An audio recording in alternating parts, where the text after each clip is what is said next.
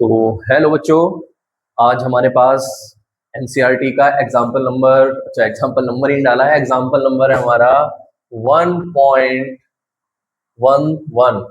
11वां example हमारे पास है और इससे पहले हमने 10 एग्जाम्पल अपनी प्लेलिस्ट पर उपलब्ध करा दिए हैं। आप जाकर वहां से उनको देख सकते हैं। तो देखिए बेटा, क्वेश्चन में क्या दिया है, मतलब क्वेश्चन देखते हैं। तो क्वेश्चन में एक सिलेंडर दिया है और यहाँ पर उन्होंने माना है कि ये इसका ओरिजिन है। ठीक है, ये उसका ओरिजिन है और इधर एक्स एक्सेस है और ये वाली हमारी बाई एक्सेस है। तो ये उन्होंने हमें दिया है। साथ ही साथ उन्होंने इलेक्ट्रिक फील्ड दिए हैं और दो इलेक्ट्रिक फील्ड दिए हैं। कमाल की बात क्या है, एक इलेक्ट्रिक फील्ड दिया है माइनस का 200 आई कैप, है ना। आई कैप क्या है, अब ये देखेंगे इसको, न्यूटन पर गुलाम।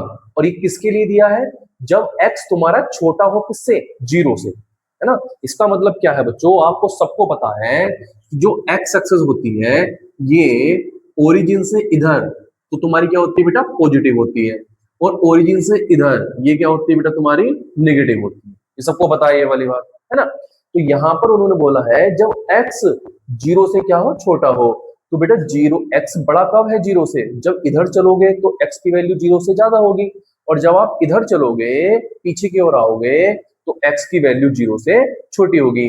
तो इसका मतलब जो ये वाली एक्स एक्सेस है पीछे वाली, ये लेस देन है तुम्हारी क्या बेटे, जीरो, और ये आगे वाली जो एक्स एक्सेस है ये आपकी कौन सी है, ये ग्रेटर देन आपकी क्या है बेटा, जीरो है। क्लियर है इतनी बात। तो इसका मतलब ये है बच्चों, इधर वाले पोर्शन के लिए इलेक्ट्रिक फील्ड की वैल्यू ये होगी और ओरिजिन से आगे वाले पोर्शन के लिए इलेक्ट्रिक फील्ड की वैल्यू ये होगी। ठीक है, अच्छा, और क्या दिया है इन्होंने, और हमें दिया है रेडियस दी है सिलेंडर की। इस सिलेंडर की रेडियस जो है वो कितनी है, 5 सेंटीमीटर है। तो बेटा हमें क्या निकालना है, फ्लक्स निकालना है, इस सिलेंडर से टोटल कितना फ्लक्स गुजर रहा होगा। तो आइए देखते हैं बेटा क्वेश्चन कैसे करेंगे। सबसे पहले क्या लिखेंगे हम, सॉल्यूशन में जो फ्लक्स होता है, फ्लक्स का फॉर्मूला क्या होता है ना। तो इलेक्ट्रिक फ्लक्स, तो बेटा इलेक्ट्रिक फ्लक्स का फॉर्मूला क्या होता है, सबको पता है आपको, फाई ई, है ना। ई दिखा दिया है इसको, तो बराबर कितना होता है आपका, ये होता है बेटा ई ए कॉस थीटा। ये कितना होता है आपका, ई ए कॉस थीटा आपका इसका फॉर्मूला होता है। अब यदि आपको फ्लक्स निकालना है इस सिलेंडर से, तो सिलेंडर के बेटा कितने सरफेस होंगे, 3 सरफेस होंगे, और तीनों से आपको निकालना पड़ेगा कि टोटल निकालना है। तो एक सरफेस तो आपका बेटा फर्स्ट ये है, जो ये वाला है ना गोल गोल, एक ये सरफेस इसका ये है, सेकंड सरफेस ये होगा, और तीसरा सरफेस होगा बेटा इसका कर्व सरफेस। तीसरा सरफेस कौन सा होगा इसका बेटा, कर्व सरफेस होगा, थर्ड वाला, है ना। जैसे कि मेरे हाथ में ये मार्कर है ना, तो मार्कर का एक सरफेस तो ये होगा बॉटम, एक सरफेस ये होगा, और एक सरफेस ये होगा इसका, ये वाला जिसको कर्व सरफेस बोलते हैं।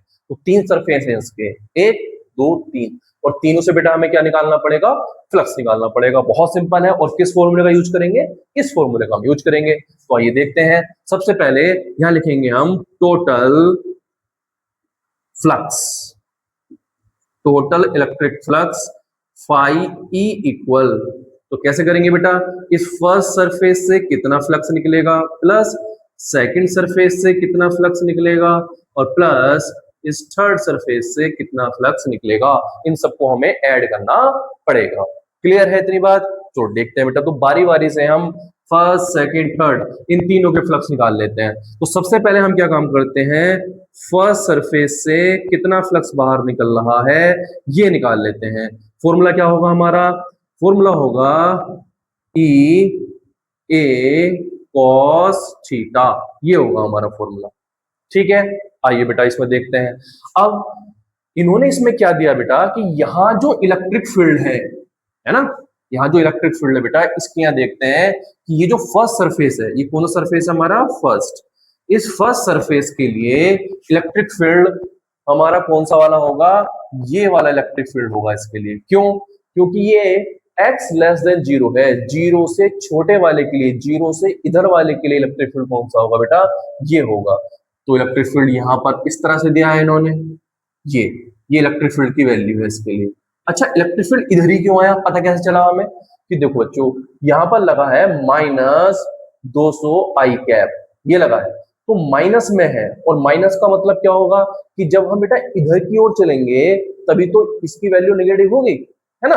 और अगर हम इसका एरो इधर कर दें, इधर की ओर चलेंगे तो ये तो फिर पॉजिटिव हो जाएगी क्योंकि हम प्लस एक्स में जाएंगे, ठीक है। तो इसका मतलब इलेक्ट्रिक फील्ड हमारा ऐसे होगा। क्लियर है इतनी बात? दूसरी बात क्या है? दूसरी बात बेटा ये है कि फिर आपको चाहिए ए क्या होता है? एरिया वेक्टर होता है। तो इस वाले सरफेस का एरिया वेक्टर तो आपको सबको पता है, इस वाले सरफेस का एरिया वेक्टर इसके ऊपर परपेंडिकुलर होगा, तो जो कि ये होगा, ठीक है। ये आपका एरिया वेक्टर होगा इसके लिए। और दोनों के बीच का एंगल कितना होगा यहाँ पर? यहाँ पर दोनों के बीच के एंगल होगा 0, क्योंकि इलेक्ट्रिक फील्ड भी इधर है और एरिया वेक्टर भी इधर है। ओके ठीक है, तो अब इसके अंदर वैल्यू पुट करते हैं। ई की वैल्यू कितनी है? ई की वैल्यू बेटा -200 i कैप, सही हो गया। अब क्या है हमारा? एरिया वेक्टर, ठीक है। अब एरिया वेक्टर की बात करें, वैसे तो यहाँ पर हमें जो साइन है ना, ये आई कैप और माइनस का 200, ये अब लेने की कोई जरूरत नहीं है। क्यों नहीं है? क्योंकि हमने बेटा डायरेक्शन को देख लिया है, क्योंकि आई कैप बेसिकली हमें क्या बता रहा है? डायरेक्शन को बता रहा है। तो यहाँ पर ये माइनस का साइन और ये आई कैप, दोनों में से किसी को भी लेने की हमें आवश्यकता नहीं है, क्योंकि माइनस ये केवल किसको बता रहा है? डायरेक्शन को बता रहा है कि ये इलेक्ट्रिक फील्ड हमारा किस हो रहा है? इस हो रहा है। तो यहाँ बस हम इसको मैग्नीट्यूड लगा सकते हैं, उसका मैग्नीट्यूड बेटा कितना है? 200 है, तो 200 लगा दिया। फिर क्या है? ए क्या है हमारा? एरिया। तो बेटा इसका एरिया निकालना पड़ेगा हमें इस सरफेस का, और इस सरफेस कैसा है? सर्कुलर सरफेस है, तो इसका एरिया कितना होगा? इसका एरिया होगा हमारा पाई आर स्क्वायर, ठीक है, पाई आर स्क्वायर हो जाएगा। क्लियर है इतनी बात? चलो ठीक है। अब इसके बाद आगे कितना है? कॉस थीटा, थीटा की वैल्यू कितनी होगी इसके लिए? 0 होगी, है ना, कॉस 0 होगी।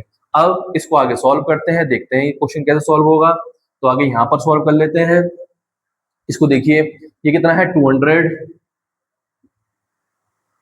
ठीक है, इंटू पाई, पाई की वैल्यू लगा देते हैं 3.14 लगा देते हैं, इंटू आर, आर कितना है बेटा? आर है हमारा 5 सेंटीमीटर, 5 सेंटीमीटर में दिया है, हमें इसको मीटर में चेंज करना पड़ेगा।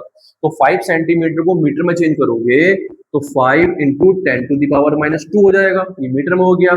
लेकिन स्क्वायर भी तो है, तो इसके ऊपर क्या भी लगाना पड़ेगा? स्क्वायर भी लगाना पड़ेगा। क्लियर हो गया। और cos 0 की वैल्यू कितनी होती है? 1 होती है। यहाँ लिख देता हूं मैं कि cos 0 इक्वल कितना होता है बेटा? 1। तो यहाँ हमारा 1 हो गया। बस सॉल्व कर लेते हैं इसको, आइए आराम से सॉल्व करते हैं। 200 इंटू, अब चलो पहले कर ही लेते हैं, 3.14, इसका स्क्वायर करते हैं बेटा, 5 का स्क्वायर हो जाएगा 25, और पावर का भी स्क्वायर करेंगे तो पावर की मल्टीप्लाई हो जाएगी, तो 2 की मल्टीप्लाई 2 में हो जाएगी, तो माइनस का 4 हो जाएगा। ठीक है, आइए अब इसको ठीक करते हैं। देखिए यहाँ पर पॉइंट भी हमारा 2 डिजिट के बाद है, और ये जीरो भी हमारे पास कितने हैं बेटा? 2 है, तो इन दोनों जीरो से ये पॉइंट हमारा हट जाएगा, और 2 की मल्टीप्लाई कर लेंगे हम इसमें 314 में, तो कितना हो जाएगा हमारा? 628 इंटू, अच्छा ये कितना है? 25 है, और ये कितना है? 10⁻⁻4 है। क्लियर है? बस अब बस इसकी हम क्या कर लेंगे बेटा? मल्टीप्लाई कर लेते हैं 25 की, तो 25 8 कितना हो गया? 200, 200 का जीरो, हासिल कितने पहुंचेंगे? 20, है ना, और 25 दूनी 50 और 20 70, 70 का जीरो, हासिल पहुंचेंगे 7, ठीक है। 25 5 125, 25 6 का 150, है ना, और 150 और 7 कितने हो जाएंगे हमारे? 157, 157। तो 15700 इंटू 10⁻⁻4, ये हमारा निकल कर आया है, और ये क्या है? फ्लक्स निकल कर आया है। अच्छा थोड़ा इसका पॉइंट वगैरह भी देख लेते हैं। ये देखो यहाँ पर चाहो छोड़ सकते हैं, यहाँ पर अभी तो टोटल निकालना है तो यहाँ छोड़ देते हैं, लास्ट में ऐड कर देंगे। अच्छा ये फ्लक्स है, और फ्लक्स की यूनिट कितनी होती है ना, तो फ्लक्स की यूनिट हम देख लेते हैं। देखो पहले फॉर्मूला ये होता है, इलेक्ट्रिक फील्ड की यूनिट कितनी होती है हमारी? न्यूटन पर कूलम होती है, न्यूटन पर कूलम। और आगे क्या है बेटा? एरिया, और एरिया का क्या होता है? Metre square. ये तो क्या हो जाएगा हमारा? न्यूटन मीटर स्क्वायर पर कूलम, है ना। तो इसको हम ऐसे भी लिख सकते हैं न्यूटन मीटर स्क्वायर पर कूलम। तो ये हमारा फर्स्ट सरफेस से निकल कर आया है फ्लक्स। ऐसे बेटा सेकंड से निकालेंगे, फिर थर्ड से, और तीनों को हम क्या कर देंगे बेटा फिर ऐड कर देंगे। आप इतना कीजिए पहले, फिर हम सेकंड वाले को करते हैं, ठीक है। ओके, जल्दी जल्दी कीजिए इसको, और आप चाहे तो इसका स्क्रीनशॉट ले सकते हैं। आई होप सो कि आपने उसको नोट कर लिया होगा। अब आगे बढ़ते हैं, और अब इसके सेकंड वाले सरफेस पर हम क्या निकालते हैं बेटा, इलेक्ट्रिक फील्ड को निकाल देते हैं। तो इसको मैं साफ कर देता हूं, इस वाले पोर्शन को, ठीक है। तो देखिए अब आगे,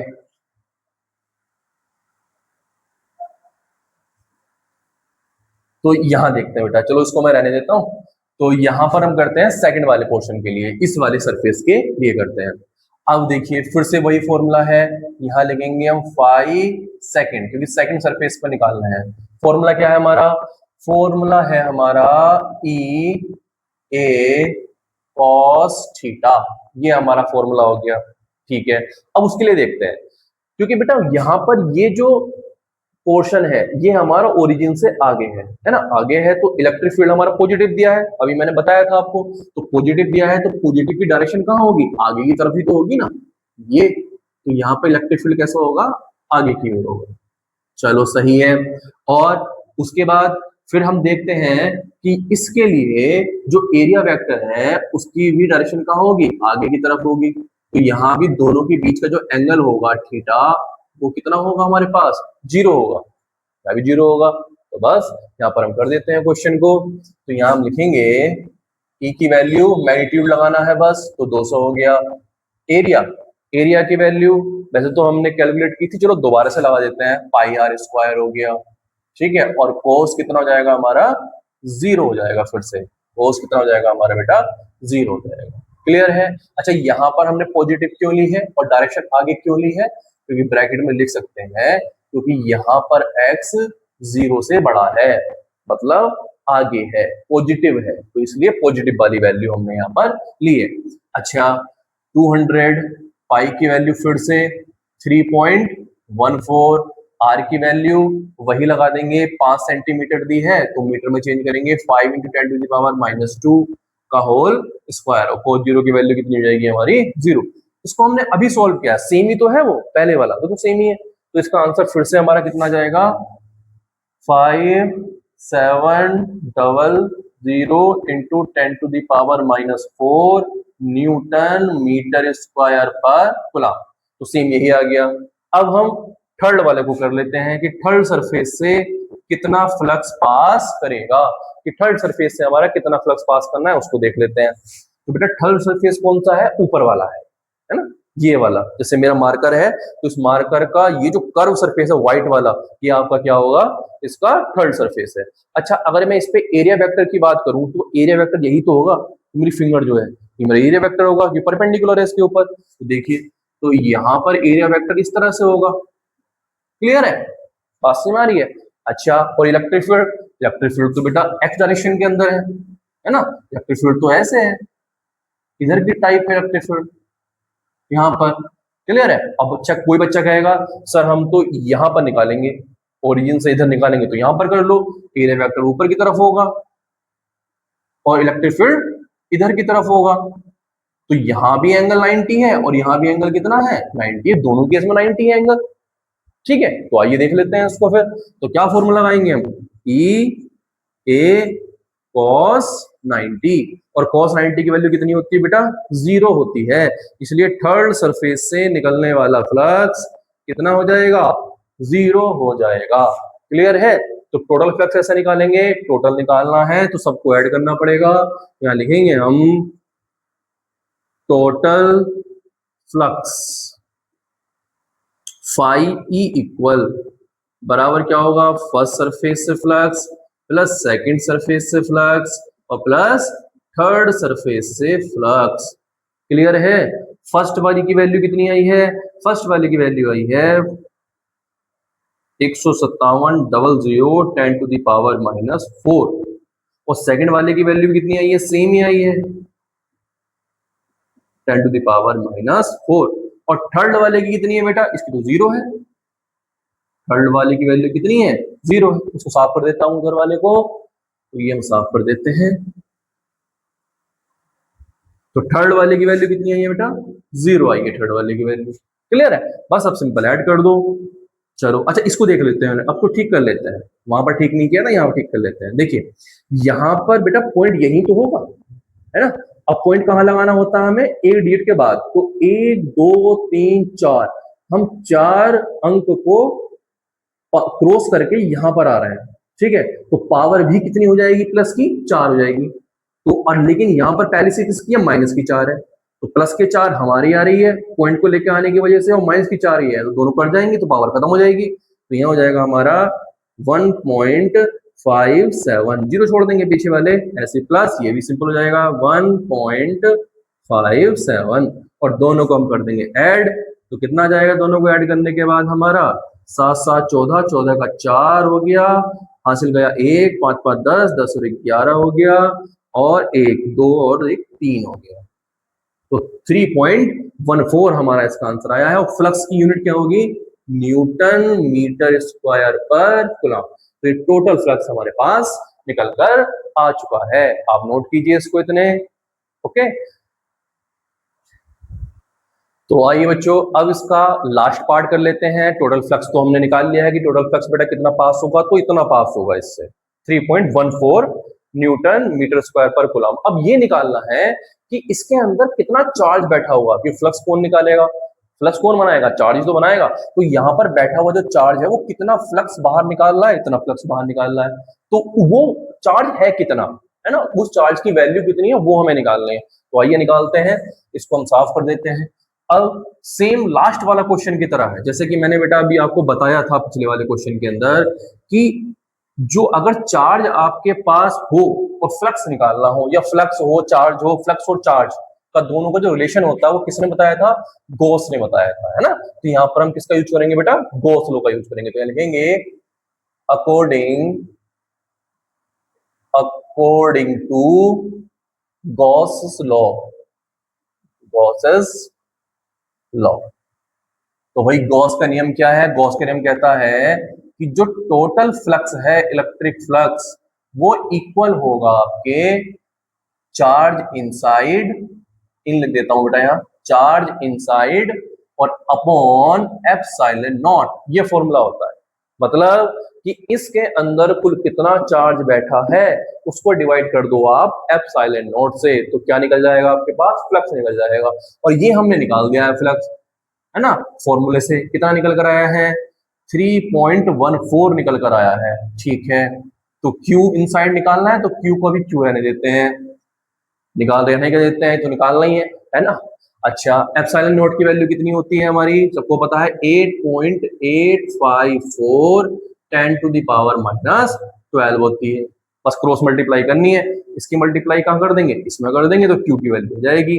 तो Q हो जाएगा हमारा 3.14 इंटू 8.854 इंटू 10⁻⁻12, ये हो जाएगा। आइए इसको सॉल्व कर लेते हैं। अच्छा थोड़ा सा सॉल्व करने में ऐसा नहीं है कि बेटा पूरी मल्टीप्लाई कर रहे हैं, का बहुत टाइम लग जाएगा करने में, थोड़ा सा इसको हम जरा स्मार्ट वर्क कर लेते हैं यहाँ पर। और स्मार्ट वर्क कैसे करते हैं, आइए थोड़ा सा इसको हम लगभग में सॉल्व करते हैं। कैसे, ये साइन किसका होता है बेटा, थोड़ा सा लगभग का, कि अप्रोक्सीमेट में कितना आंसर आएगा। अच्छा ये देखो कितना है, 3.14 है, इसको वैसे समझे जरा, देसी में समझे, देसी भाषा में, तो इसका मतलब है कि ये हमारा 3 रुपए 14 पैसे है, तो इसको 3 ही मान लो ना यार, 3 रुपए 14 पैसे 3 ही मान लो इसको। अच्छा ये कितना है, ये है हमारा 8 रुपया 85 पैसे, तो यार 8 रुपया 85 पैसे का मतलब लगभग 9 रुपए के पास है, इनको 9 मान लो।